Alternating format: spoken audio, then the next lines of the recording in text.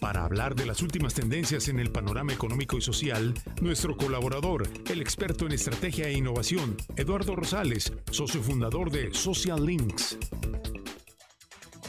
Y me da mucho gusto, siendo las 8 de la mañana con 18 minutos, pues saludar a Eduardo Rosales, nuestro colaborador, como usted ya lo escuchó. Eduardo, ¿cómo estás? Muy bien, ¿y tú, Fernanda? A la orden, como Muy siempre. bien, también pues para platicar sobre este tema de Donald Trump y su efecto en el nearshoring y sobre todo también quienes están buscando invertir en Estados Unidos.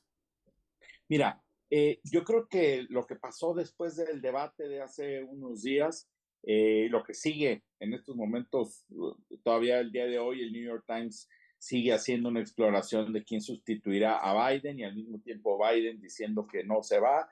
Mi impresión es que al final de cuentas sí va a ser sustituido, pero que cada día que pasa hace más complicadas las cosas y que entonces el triunfo de Donald Trump, por una parte, las posibilidades de triunfo se fortalecen y por otra parte, aun y cuando haya un relanzamiento de la campaña de los demócratas, los ejes de la campaña van a ser los planteados por Donald Trump, es decir, una parte importante va a ser migración, otra parte importante va a ser su lógica de America First, de América primero o Estados Unidos primero, lo cual quiere decir que puede haber un impulso a cambios en el Tratado de Libre Comercio que tiene con México y con Canadá, que va a ser revisado, yo quisiera recordar esto, en 2026, tiene una cláusula que impulsó el propio Donald Trump en su momento, para que fuera revisado en 2026. Entonces vamos a entrar a un panorama distinto del que hoy tenemos y yo a veces me preocupa que parece que no nos damos cuenta acá en México de los cambios que se pueden venir.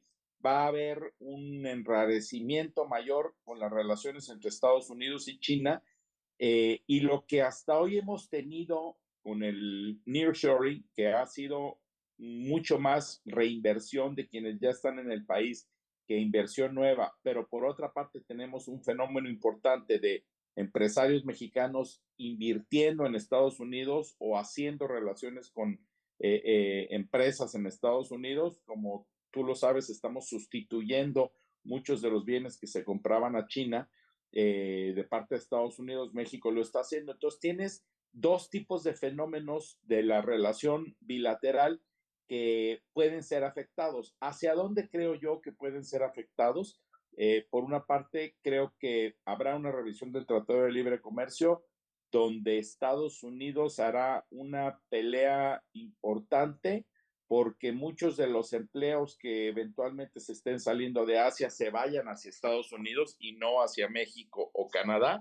Y por otra parte, productos en concreto que Estados Unidos sepa que son menos eficientes que México o que Canadá y que intenten ponerle algún tipo de trabas. ¿Qué tipo de trabas me imagino? Particularmente productos con altos componentes de otros países, en particular de China, que puedan no ser, de inversiones chinas en México, que aunque estén hechas en México, empiecen a surtir a otras plantas que quieran exportar a Estados Unidos y empiecen a tener un cierto tipo de trabas por ser capital chino o de algún otro tipo de país. Entonces, ¿qué creo yo que tendríamos que estar haciendo los empresarios mexicanos? Creo que este es un momento que tendría que estarse analizando sector por sector. Entiendo, supongo que el gobierno de México lo estará haciendo pensando rumbo hacia el 2026, pero el empresario mexicano también tiene que empezar a pensar.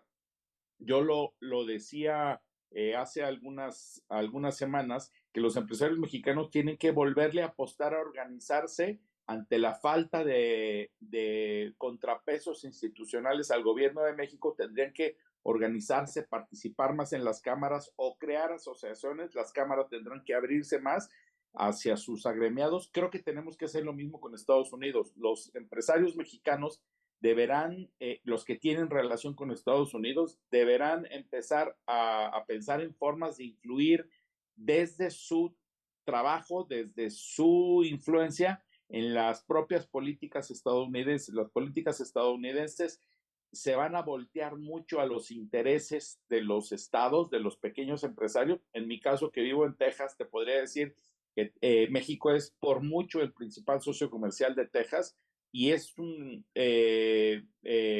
lugar donde ocurren muchas transacciones con empresarios mexicanos y sin embargo no hay presencia política de estos empresarios mexicanos. Es decir, lo que hay son pequeñas cámaras de empresarios de aquel lado o grandes asociaciones de aquel lado, pero no hay una presencia formal de empresarios mexicanos que yo creo van a tener que empezar a participar más allá activamente o involucrar a quienes son sus clientes para que influyan en las decisiones.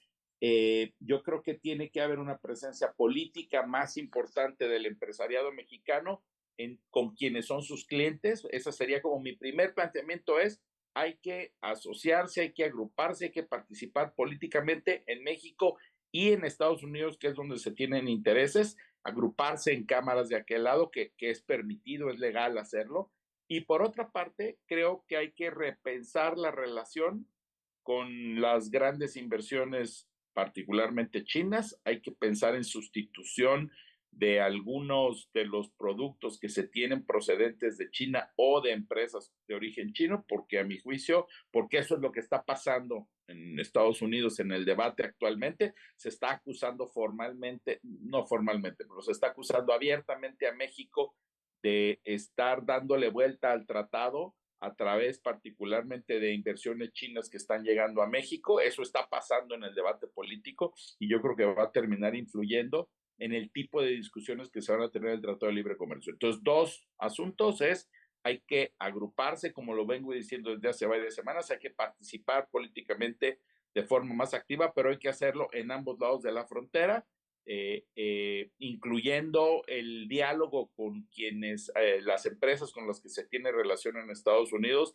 para ver la forma de defender las relaciones comerciales y por otra parte pensar en sustitución de bienes que están viniendo de Asia o de China en lo particular. Con respecto al nearshoring, me parece que en este caso hay que seguir apostando a que México solucione sus problemas de energía, agua y seguridad, si no va a seguir siendo una ilusión el que se van a venir grandes plantas en lugar de irse a la India o a Vietnam, que se van a venir a México. Eso es mi comentario y esa es mi perspectiva, Fernanda.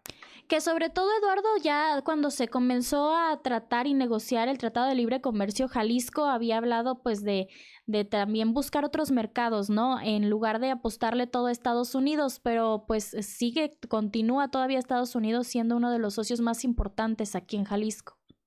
Es que es natural, pues si los tienes a un lado, es decir, tienes facilidades de logística, tienen dinero y son un mercado muy grande, pues es muy natural. Y si a eso le agregas más de 20 millones de mexicanos o de primera o segunda generación con una gran relación cultural, y yo, por ejemplo, en mi caso, en Texas, ya somos una mayoría los latinos, ya somos más que los blancos, pues, o sea, hay un cambio demográfico. A mí me parece natural, me parece, si por ejemplo empezamos, hay quienes sé que están vendiendo Europa, tenemos desventajas geográficas, hay que apostarle, pero pues nuestra apuesta sencilla, lo que acá le dicen las low hanging fruit, las frutas muy fáciles de agarrar, pues tendrá que ser nuestra relación con Estados Unidos por la cercanía y por un mercado con muchas posibilidades. Claro, hay que seguir explorando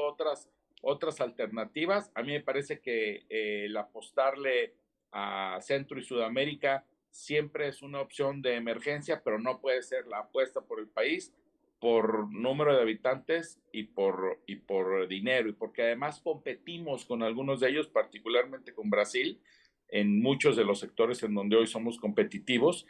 Entonces creo que no se puede eludir la realidad geográfica que tenemos y somos muy afortunados de tenerla. Por eso en la globalización, más allá de los discursos, a México le fue bien, nos convertimos de exportar petróleo y algunos granos y minerales, nos convertimos en grandes exportadores de productos mucho más elaborados que generaron valor agregado mucho más importante que el que llega a otros países como Colombia o como Chile. Entonces nos fue bien, pero hay que repensar esta nueva realidad, a qué nos obliga, qué nuevo papel tenemos que jugar ante este nuevo mundo que se está aproximando, con una bipolaridad, división entre dos partes del mundo, una liderada por China, otra liderada por Estados Unidos, y por otra parte, con mayor tendencia a la cerrazón dentro de los países, incluyendo Estados Unidos. Y sobre todo, Eduardo, lo que mencionabas al inicio de tu intervención, ¿no? Que muchas veces no le tomamos la importancia nosotros como ciudadanos a lo que está sucediendo en Estados Unidos, este tipo de debates que a lo mejor ni siquiera los vemos o no sabemos quiénes participan, ¿no? Pero el estar informados de qué es lo que sucede, porque tarde o temprano pues también va a afectar acá a México. Sí, yo en Houston soy miembro de la Cámara de Empresarios Latinos de Houston, y te puedo decir que como esa hay varias asociaciones de empresarios que tienen capítulo en México también, y que entonces incluso desde México se puede empezar a influir en cosas que ocurren en Estados Unidos. O sea, no se puede ignorar lo que está pasando políticamente, porque estamos entrando a un nuevo mundo, a una nueva realidad donde la globalización como la conocíamos está quedando atrás.